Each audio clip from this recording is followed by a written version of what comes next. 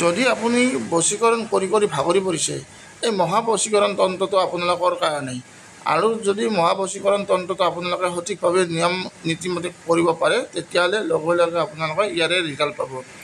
আপোনালোকে কি কৰিব, এডাল গছৰ এডাল পাণ, সেই গছডালতে যাতে পাণ লাগি থাকে, সেই এক পাত পাণ লৈ আহিব আৰু গছডালৰ পৰা এটা তামোল লৈ আহিব।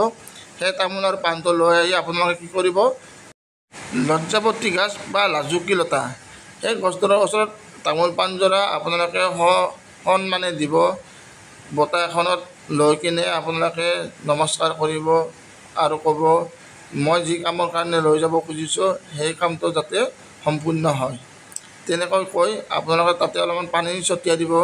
দিয়াৰ পিছত এক নিশ্বাসত আপোনালোকে পোপমোৱা হৈ আপোনালোকে এক নিশ্বাসত উঠাব। উঠাই কিনে আপোনালোকে সেই তামোল পাণ জৰা তাতে থৈ দি আপোনালোকে সেই বঁটাখনত আপুনি সেই গছডাল লৈ আহিব। আৰু লজ্জাৱতী গছডাল যেতিয়া আপোনালোকে লৈ আহিব, আপোনালোকে পিছমুৱা হৈ ঘূৰি নাচাব। আপোনালোকে ঘৰত লৈ আহি আপোনালোকে ভালকৈ ধুই পাতি ল'ব।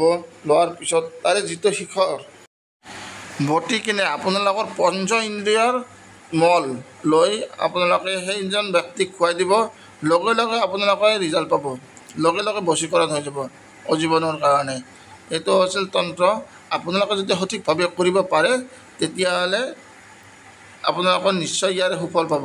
আৰু যদি কিবা বুজি নাপায় বা কিবা সুধিব লগা থাকে, তেতিয়াহ'লে মোৰ লগত যোগাযোগ কৰিব, মই সম্পূৰ্ণ বুজাই দিম। ধন্যবাদ। জয় অসম।